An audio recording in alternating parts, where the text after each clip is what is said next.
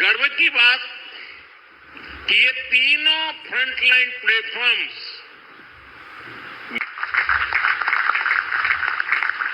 मैं भारतीय नौसेना को,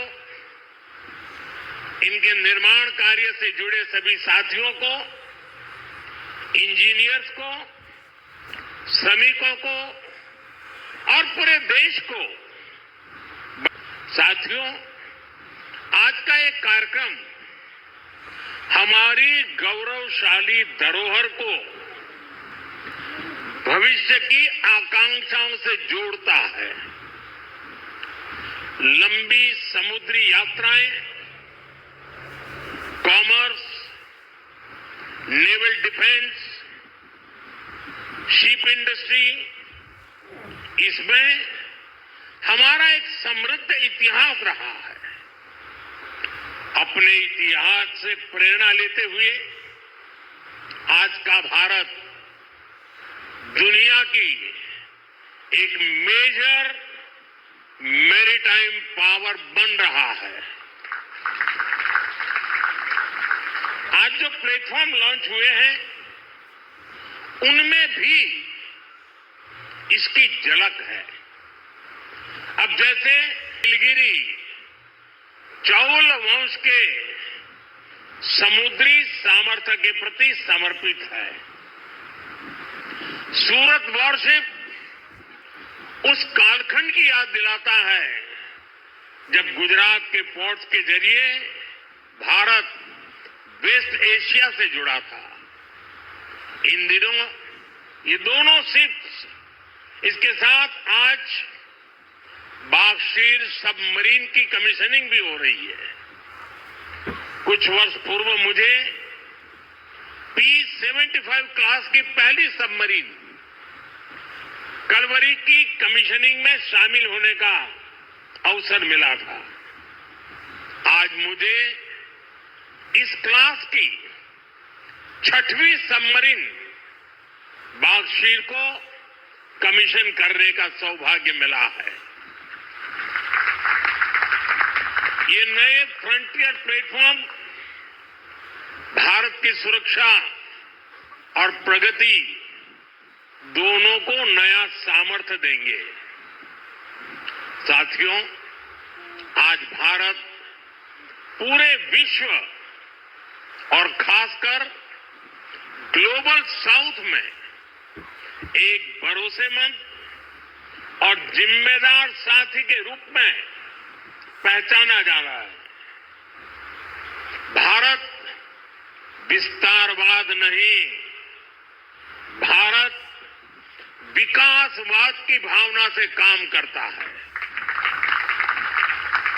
भारत ने हमेशा ओपन, सिक्योर, इंक्लूसिव और प्रॉस्परस इंडो पैसिफिक रीजन का समर्थन किया है।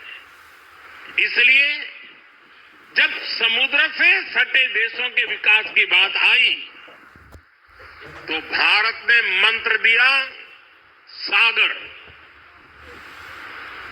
सागर का मतलब है security and growth for all in the region.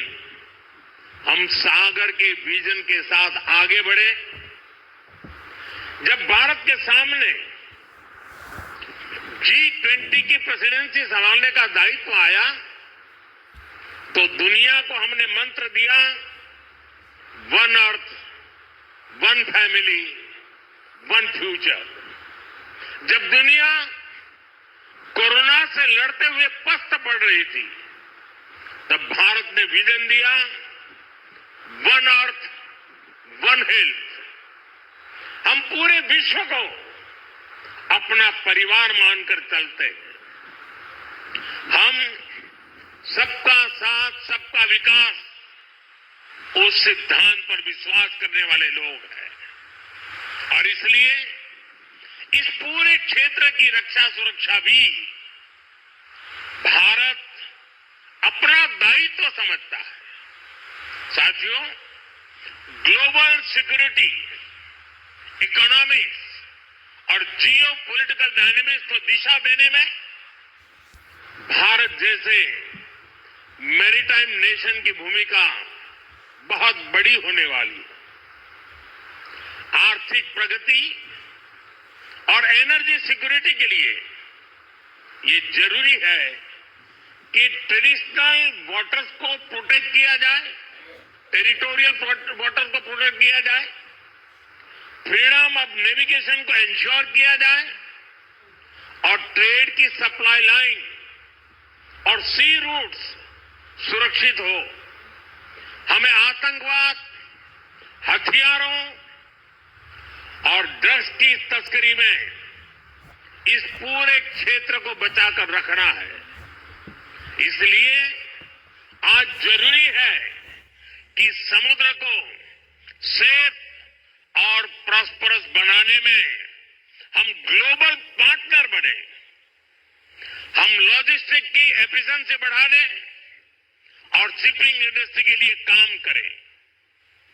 हम रेयर मिनरल्स, फिश स्टॉक जैसे ओशन रिसोर्सेज का दुरुपयोग रोकने में और इसे मैनेज करने की कैपेसिटी डेवलप करें। हम न्यू शिपिंग रूट्स और सी लेन्स पर अब कम्युनिकेशन को खोजने में इन्वेस्ट करें। मुझे खुशी है कि आज भारत लगातार कदम उठा रहा है। भारत पूरे इंडियन ओशन रीजन में फर्स्ट रिस्पॉन्डर भी बनकर उभरा है। बीते कुछ महीनों में ही हमारी नौसेना ने सैकड़ों जानें बचाई हैं। हजारों करोड़ रुपए के नेशनल और इंटरनेशनल कार्गो की सुरक्षा की है। इससे दुनिया का भारत पर भरोसा बढ़ा है, आप सबके कारण बढ़ा है और इसलिए मैं आज आप सबका भी अभिनंदन करता हूं। भारतीय नौसेना, कोस्ट गार्ड, उन पर यह लगातार भरोसा बढ़ता जा रहा है। आज आप ही देख रहे हैं, आसियान हो, ऑस्ट्रेलिया हो, सबके साथ आज भारत का आर्थिक सहयोग लगातार मजबूत हो रहा है। संबंधों की इस मजबूती में इंडियन ओशन रीजन में भारत की उपस्थिति, भारत का सामर्थ्य एक बहुत बड़ा आधार है और इसलिए आज का ये आयोजन सैन्य दृष्टि के साथ ही आर्थिक दृष्टि से भी उतना ही अहम है। साथियों, 21वीं सदी के भारत का सैन्य सामर्थ्य भी अधिक सक्षम हो, आधुनिक हो, ये देश की प्राथमिकताओं में से एक है। जल हो, थल हो, नभ हो, डीप सी हो या फिर असीम अंतरिक्ष, हर जगह भारत अपने हितों को सुरक्षित कर रहा है। इसके लिए निरंतर रिफॉर्म्स किए जा रहे हैं। चीफ ऑफ डिफेंस स्टाफ का गठन ऐसा ही एक रिफॉर्म है। हमारी सेनाएं और अधिक एफिशिएंट हो, इसके लिए थिएटर कमांड की दिशा में भी भारत आगे बढ़ रहा है। साथियों, पिछले 10 साल में जिस तरह भारत की तीनों सेनाओं ने आत्मनिर्भरता के मंत्र को अपनाया है, वो बहुत ही सराहनीय है। संकट के समय दूसरे देशों पर भारत की निर्भरता कम से कम हो, इस गंभीरता को समझते हुए आप सभी इस काम को आगे बढ़ा रहे हैं, नेतृत्व दे रहे हैं। हमारी सेनाओं ने 5000 से ज्यादा ऐसे साजो सामान और उपकरणों की लिस्ट तैयार की है जो अब वो विदेशों से नहीं मंगाएगी। जब भारत का सैनिक भारत में बने साजो सामान के साथ आगे बढ़ता है तो उसका आत्मविश्वास भी कुछ अलग ही होता है। पिछले 10 साल में कर्नाटका में देश की सबसे बड़ी हेलीकॉप्टर बनाने वाली फैक्ट्री शुरू हुई है। सेनाओं के लिए शुरू हुई है। तेजस फाइटर प्लेन के भारत की साख को आसमान की नई ऊंचाई पर पहुंचाया है। यूपी और तमिलनाडु में बन रहे डिफेंस कॉरिडोर्स डिफेंस प्रोडक्शन को और गति देने वाले हैं। और मुझे खुशी है कि हमारी नेवी ने भी मेक इन इंडिया अभियान का बहुत अधिक विस्तार किया है। इसमें प्यार के आप सभी साथियों की भी बहुत बड़ी भूमिका है। पिछले 10 साल में नेवी में 33 शिप्स और 7 सबमरीन्स को शामिल किया गया है। इन 40 नेवल वेसल्स में से 39 भारतीय शिपयार्ड में ही बने हैं।